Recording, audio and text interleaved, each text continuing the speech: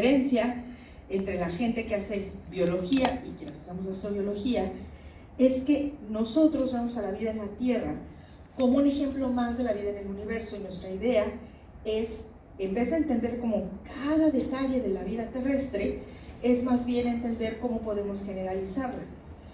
¿Cuáles son las características de la vida que nos permiten, por ejemplo, o que nos permitirían detectarla en otros mundos? ¿Cuáles son las condiciones que dan origen a la vida que podrían suceder en otros mundos? ¿Sí? Entonces, esa es la diferencia de perspectiva entre lo que hacemos nosotros y lo que hace la biología. Y una cosa fundamental es que para nosotros la vida no surge así, flotando en el espacio, por ahí, en algún lugar, ¿no? Extraño, sino que más bien la vida es un fenómeno planetario.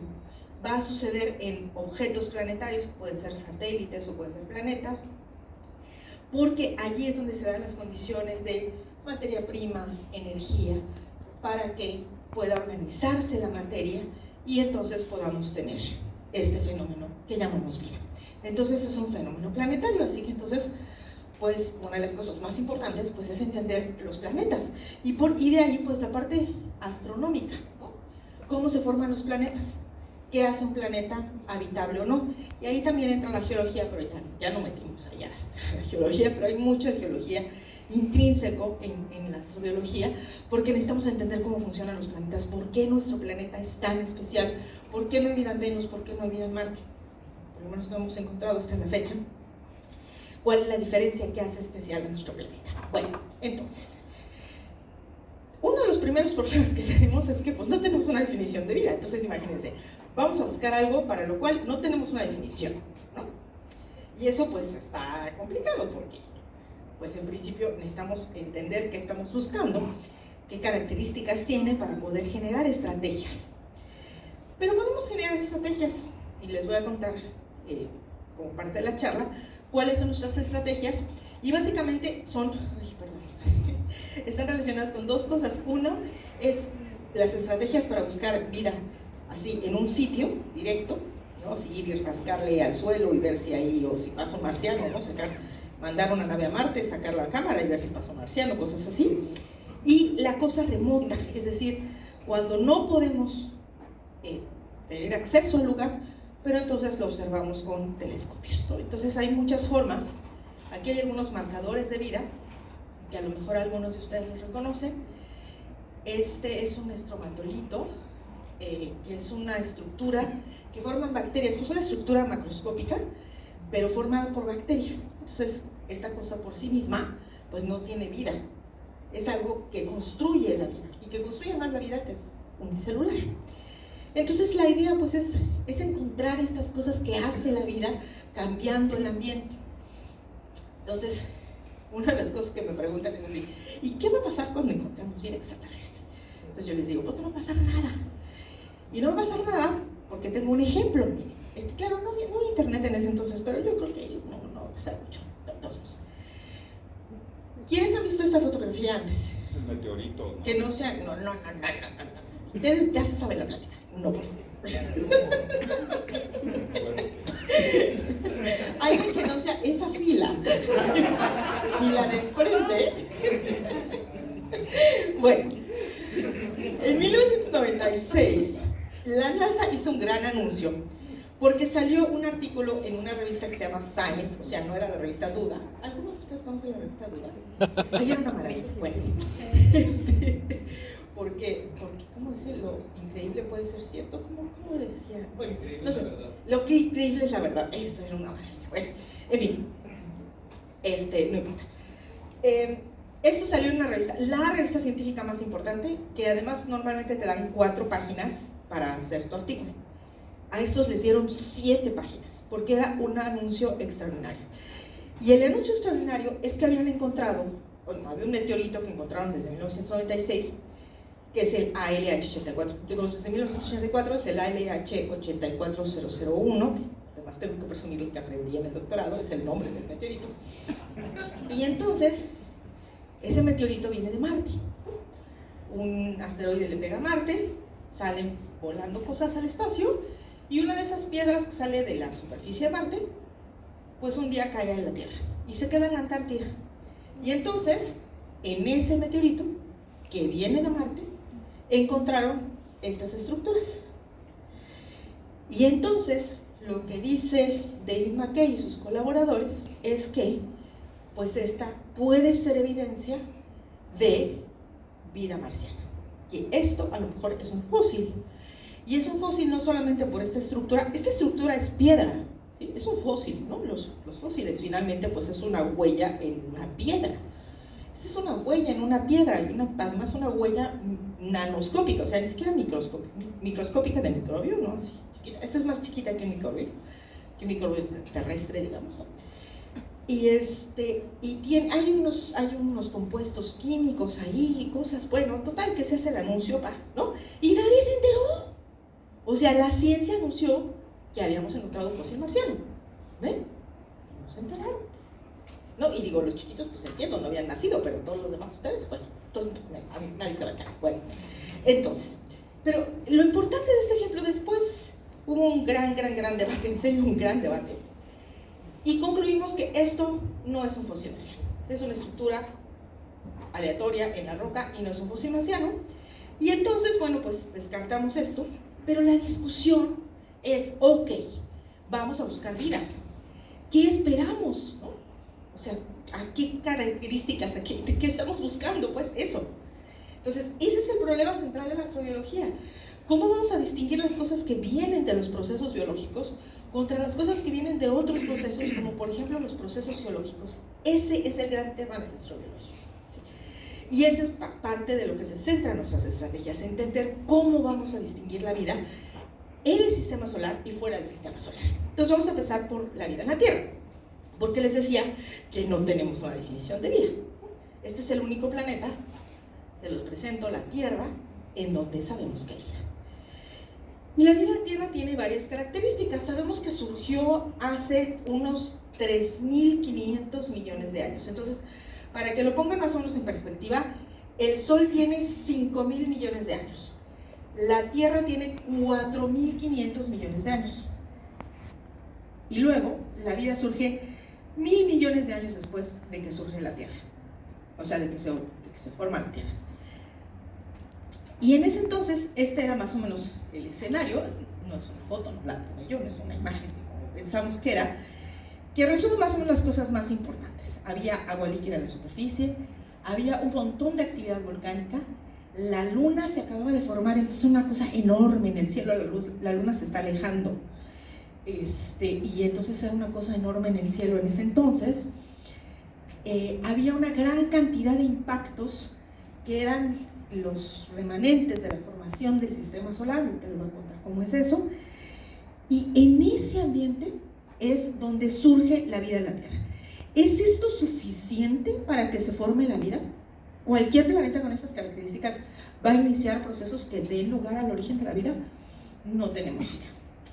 ¿Qué más sabemos acerca de la vida en la Tierra? Bueno, sabemos que todos los organismos, sin excepción, tenemos en nuestras células unas moléculas que se llaman el ADN y el ARN, y estas moléculas que compartimos todos, pues nos indican que hay un origen común, que hubo una serie de organismos iniciales que tenían estas moléculas y luego de ahí pues partimos todo el resto de los seres vivos que conocemos el día de hoy. Ojo que, o sea, la vida le ha llevado 3.500 millones de años tener esta diversidad, pero toda está basada pues en estas moléculas. Entonces eso indica un origen común. Y luego, si vemos la vida a escala así ya, atómica, ¿no? ¿De qué está hecha la vida? Bueno, estos son todos los elementos. ¿Alguna vez han visto los programas de Bauzá? Confiesen. Y entonces, ¿qué dicen? Es que este material no está hecho de nada que exista en la Tierra, ¿no? Y es algo que no existe en el universo, cosas así, ¿no? Dice. Entonces, bueno, esto es de lo que está hecho todo el universo, pues, ¿no? O sea, no hay nada, no hay más, pues, ¿no? Entonces sí hay elementos que hay poquitos en la Tierra, por ejemplo, pues el helio hay muy poquito en la Tierra, pero sí sabemos que existe, pues, ¿no? O sea, de hecho el helio se descubrió primero en el Sol. Bueno, entonces, Estos son los elementos, perdón, es que estoy buscando la lucecita. Ok, entonces estos son los elementos químicos que hay, no hay más. De hecho, todos estos que están aquí son inestables, entonces algunos se han creado en el laboratorio, ¿no? Entonces, estos no existen en la naturaleza, los hemos hecho en el laboratorio, porque este es un protón y le puedes poner un neutrón y sigue siendo, bueno, ya es deuterio, pero es hidrógeno. Y luego le pones 2 protones y es litio y 2 protones es helio, 3 protones es litio y 4 berilio y así. O sea, no hay más, pues, no hay cosas intermedias, ¿sí? Bueno, ok. Entonces, la vida está hecha de este famoso chon, ¿no? Hidrógeno, carbono, nitrógeno y oxígeno. Y estas cosas casualmente pues son, miren, la cosa más abundante. O sea, el hidrógeno es lo más abundante del universo, el carbono es el 4º elemento más abundante, el oxígeno es el 3er elemento y el nitrógeno es el 7º elemento más. O sea, estamos hechos con las cosas que están en el universo en abundancia, no somos nada extraños. En menos abundancia hay otras cosas que son fundamentales para la vida, como el fósforo, el azufre, el calcio, el potasio, el sodio, etc. Que esos son muy importantes para la vida y no están así tan abundantes. De hecho, por ahí hay uno de estos, creo que es el fósforo, que hay todo un debate sobre cómo se forma. Todos estos son materiales que los forman las estrellas, excepto el hidrógeno. Bueno, esa es otra charla. Entonces, el caso es que si ustedes ven, toda la variedad de seres vivos que conocemos está hecha de estas cositas, poquitas, ¿no? O sea, estos primeros tabiquitos se organizan y forman toda la variedad de cosas que tenemos en la Tierra. Entonces, la Tierra, la vida en la Tierra, pues está, cuando generalizamos la vida en la Tierra, no tenemos una definición exacta de qué es vida, pero podemos generalizar este ejemplo. Y nuestro ejemplo generalizado, pues es que la vida en la Tierra requiere carbono, y el carbono tiene la capacidad de unirse hasta con 4 elementos diferentes, incluyéndose a sí mismo, lo cual le permite formar estructuras pues grandotas, que se vuelven muy complejas, que tienen una serie de propiedades muy complejas. Entonces la química del carbono es fundamental. Y la otra cosa es que estas moléculas pues necesitan un ambiente en donde pues andar por aquí y por allá, encontrarse con otras, reaccionar, etc. Entonces están ciertas cantidades de energía y necesitan pues un fluido, ¿no? Un líquido. Bueno, el gas, o sea, el aire también es un fluido, pero en particular un líquido. Y ese líquido, en el caso de la Tierra, pues es el agua. Entonces, agua líquida y química del carbono. Oh, pero ¿qué tal si hay otra cosa? Bueno, pues ¿qué tal? Bueno, sí puede haber otras cosas, pero tenemos otro detallito. Otra razón para sostener que la vida más común en el universo debe estar hecha de carbono. Y tiene que ver con lo que sucede en estos lugares. Esta es una nube molecular. Es una zona entre las estrellas en donde se acumulan los materiales que dejan las estrellas en sus últimas fases de evolución. Las estrellas, después de formarse, pueden pasarle muchas cosas después de algunos miles de millones de años. Una es que se hincha, por ejemplo, el Sol, en 10.000 millones de años, bueno, en 5.000 millones de años, va a hincharse, convertirse en una gigante roja, y parte de sus capas exteriores se van a ir al espacio otra vez de regreso. Hay otras estrellas que son mucho más masivas que el Sol, que van a explotar violentamente. Y entonces todo ese material de explosiones y cosas se queda aquí, y entonces lo que sucede, todo ese material se queda en estas nubes, y luego de estas nubes se vuelve a formar nuevas estrellas, y así se va reciclando este material para formar estrellas. Bueno, la razón por la que nos interesan estos lugares es porque aquí, junto con las estrellas, se forman los planetas. Y hay 2 cosas que forman a estos sistemas. Uno es el polvo y el otro es el gas. El polvo, más o menos se ve como, esto no es que hayamos ido a estas nubes a recoger polvo. Este es polvo que recogemos en las partes muy muy altas de la atmósfera, que le llamamos polvo cósmico, que entre otras cosas tiene cosas del medio interestelar. Eso, todo lo que hay entre las estrellas le llamamos medio interestelar. Es simple. Bueno, entonces, este polvo está hecho de silicatos. ¿Alguna vez han visto un silicato en su vida? ¿Has visto un silicato? Nunca. ¿No? Nunca. Bueno, los silicatos es de lo que están hechos las piedras. La Tierra es una piedra grandota, pues es una piedra. Entonces, la superficie de la Tierra, la corteza y lo que llamamos el manto, que es de donde sale la lava de los volcanes, todo eso es silicatos, es silicio y oxígeno juntos, ¿sí? Entonces, este polvo, pues claro que lo han visto ustedes, ¿sí? Cualquier roca que agarre, bueno, las rocas calizas de aquí, de Quintana Roo son como, pues no, pero las rocas de verdad. Entonces, esas rocas son silicatos. Luego, sobre estos granos, a veces se forman capas de hielo, hielos, por ejemplo, de agua, de dióxido de carbono, de monóxido de carbono. Y también contienen materiales de carbono como diamantes, nanodiamantes, así chiquitos, no crean que se van a hacer millonarios con recoger una cosa de estas, son nanodiamantes, grafito, ¿sí? del lápiz también. Y luego está el polvo, el gas, ese es el polvo. El gas, pues es hidrógeno, ¿no? Pues, si es lo más abundante del universo, pues va a ser hidrógeno, no hay más.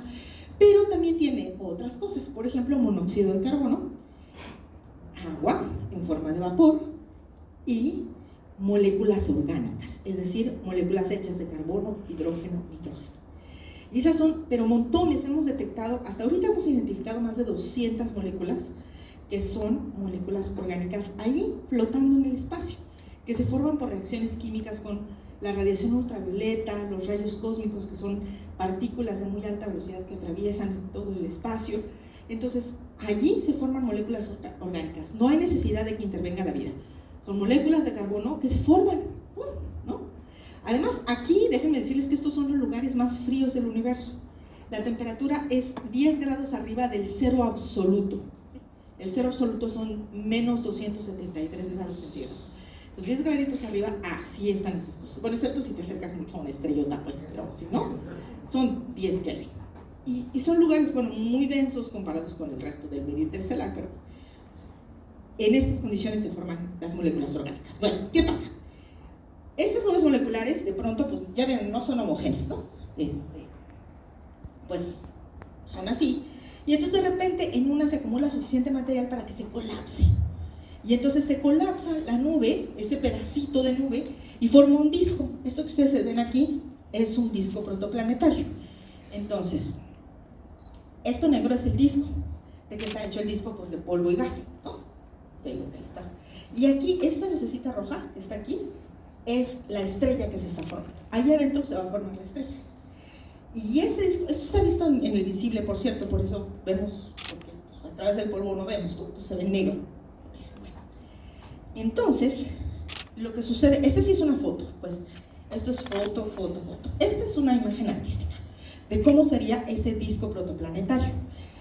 Allí, el polvo va a empezar a acumularse, a crecer, hasta formar grandes rocas, que son justamente los planetas. Y si adquieren mucho gas, pues van a ser como los planetas gigantes del sistema solar, ¿sí?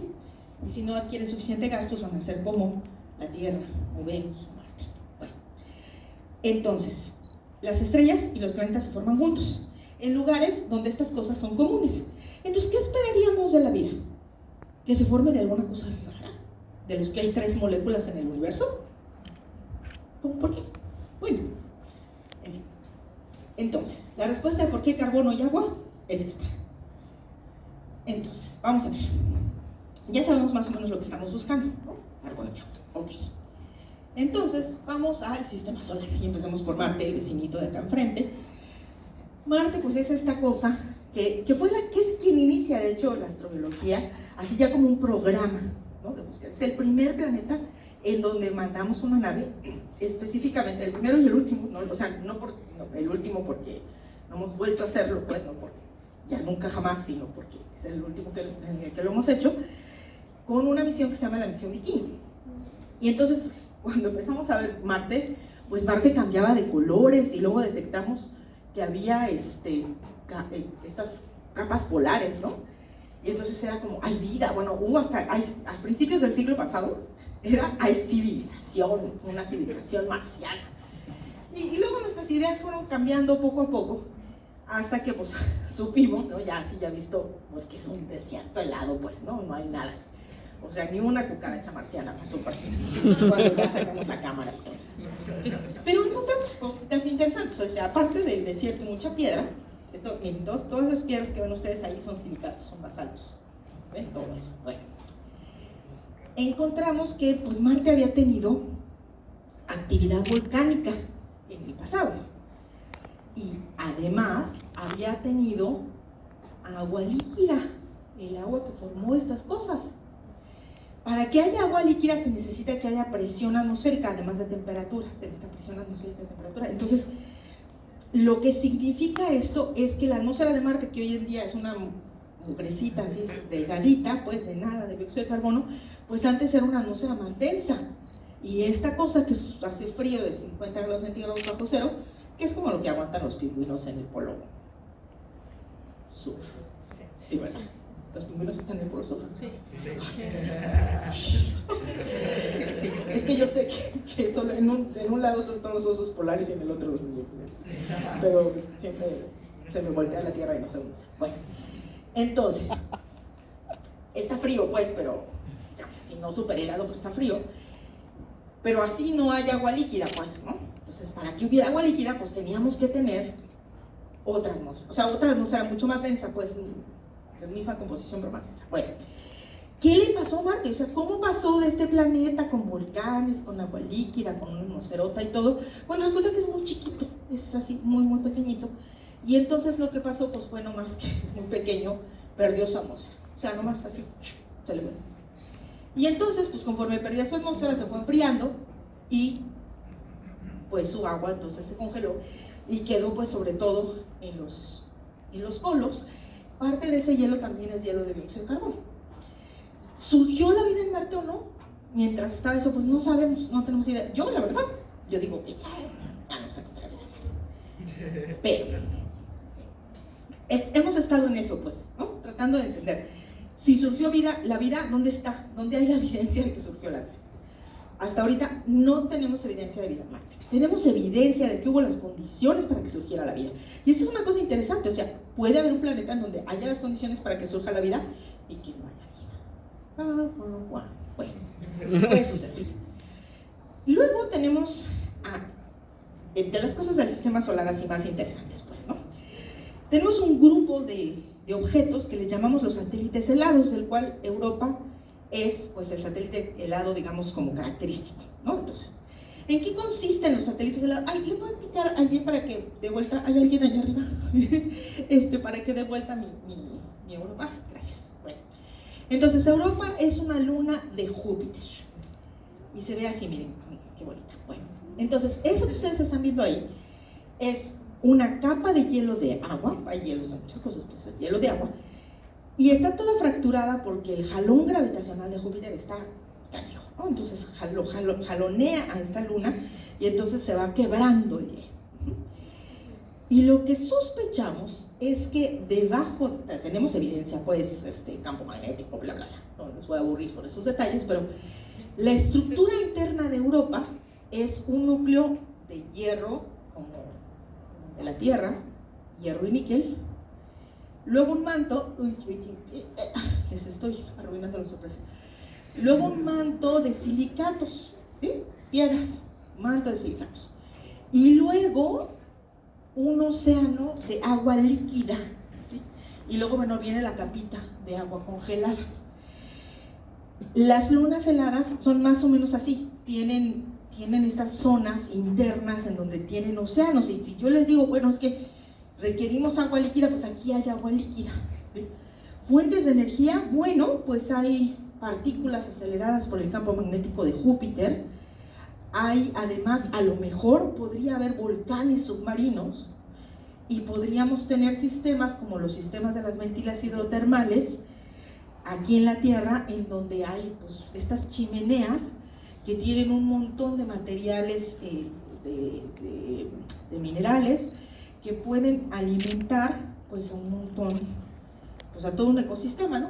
La base, bueno, son bacterias, y luego de ahí vienen ecosistemas enormes que sobreviven a partir de lo que se producen estas cosas. Entonces dicen, bueno, pues podría haber vida en Europa, podría haber vida en Europa, no sabemos, ¿no? Hay que rascarle al hielo, y eso no es cualquier cosa, porque estos pueden ser 10 kilómetros de hielo. Las minas más profundas que tenemos aquí pues son como 2 kilómetros, o sea, rascar 10 kilómetros es un montón. Y luego cuando ya rasques y estás allá abajo, ahora manda la señal de regreso a la Tierra para enterarnos qué estás haciendo, ¿no? Porque vamos a mandar un robot Obviamente no vamos a ir nosotros. Bueno, todavía. Entonces, las condiciones de vida, aquí es muy importante Europa además, porque las condiciones para habitabilidad no están en la superficie, ¿sí?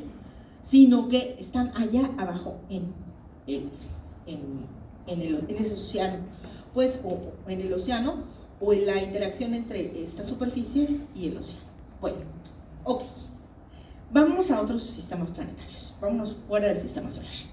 Vámonos a ver exoplanetas. Los exoplanetas son planetas que pues están alrededor de otras estrellas, ¿no? Entonces, planetas extrasolares o exoplanetas. Esto que ustedes están viendo aquí es una peliculita que está ahí en YouTube, la pueden ver, y aquí pueden ver cómo va cambiando la fecha de todos los sistemas que hemos estado encontrando con una nave que ya no está en funcionamiento, que es la misión Kepler, que detectó un montón de planetas. Entonces, estos son una serie de, digamos, cada una de estas cositas que gira es un planeta y es un sistema planetario, pues, ¿no? Entonces aquí hay un sistema planetario con 2 planetas y este planeta es un poco más frío y luego hay otro planeta más caliente, por ejemplo acá el rojo, y el tamaño corresponde más o menos al tamaño, ojo que tamaño me refiero a un radioterrestre, 2 radioterrestres, etcétera, ¿no? Entonces más o menos los tamaños corresponden a estos tamaños del sistema solar. Entonces les doy una idea, pues, ¿no? De que hemos encontrado un montón. En total tenemos hasta el día de hoy, hasta hace 5 minutos que chequé, porque ese número cambia, no crean que porque no tuve tiempo antes, sino porque porque esto cambia muy seguido.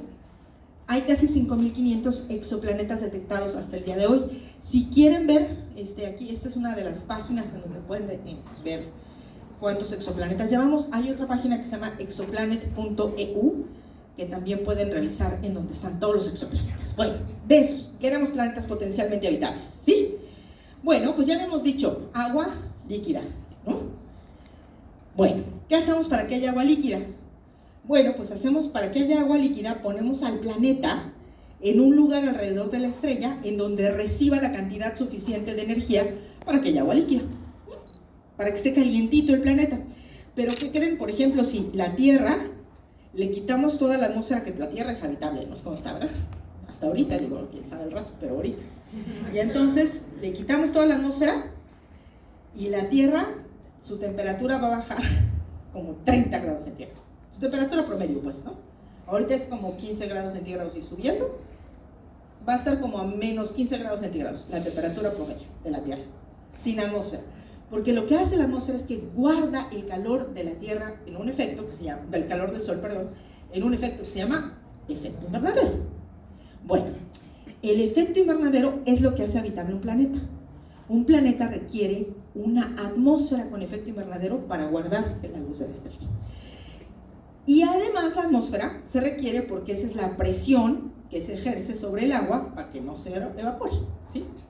Entonces, la atmósfera es fundamental para que haya vida en la superficie de un planeta. Noten que dije que Europa es habitable, y Europa, o sea, potencialmente habitable, pero no tiene atmósfera. Estamos hablando de una superficie de un planeta. Potencialmente habitable se requiere una atmósfera. Entonces, con esto construimos este concepto que seguramente han visto en los periódicos, ¿no? Encontraron un planeta en la zona habitable de su estrella, la zona Ricitos de Oro, ¿sí? ¿Lo han visto? Bueno, un planeta habitable, y entonces luego dicen, planeta habitable, ¿no? Entonces, pastito, azul, vaquitas, ¿verdad? Bueno, nada que ver. Un planeta potencialmente habitable, la zona habitable primero, es una zona en donde un planeta rocoso, ya sabemos que es un planeta rocoso, no como la Tierra, como Marte, como Venus, un planeta rocoso con una atmósfera de dióxido de carbono puede mantener agua líquida en su superficie. Dióxido de carbono. ¿Respiramos dióxido de carbono?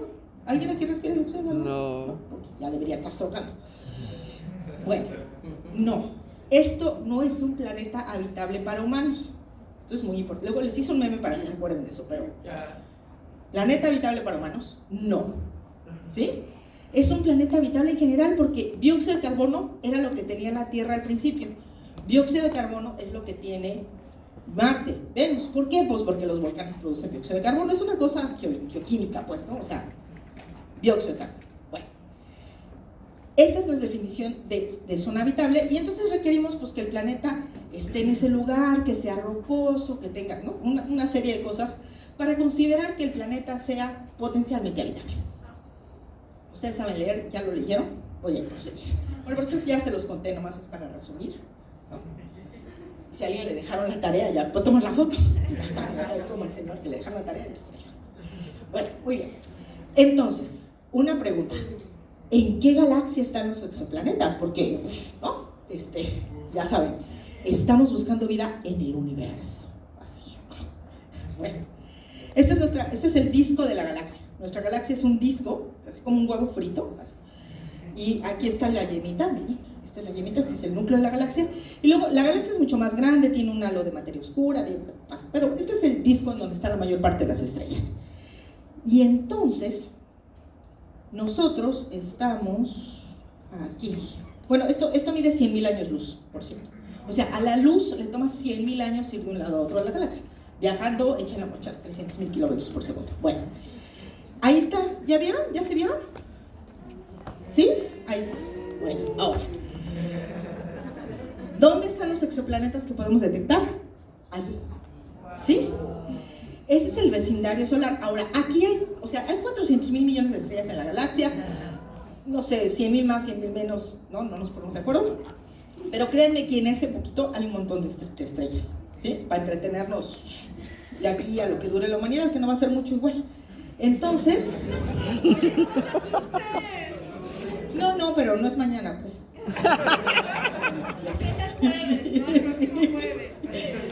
Todavía pueden lavar los trastos que dejan. Entonces, esto es el vecindario solar, ¿sí? Entonces, no es que vayamos a buscar vida en el universo, pues, ¿no? Estamos buscando vida, pues, aquí, cerquita, ¿sí? Bueno, muy bien. Sí, ya lo vieron todo. Muy bien. Entonces, ahora, una de las cosas interesantes de buscar exoplanetas es que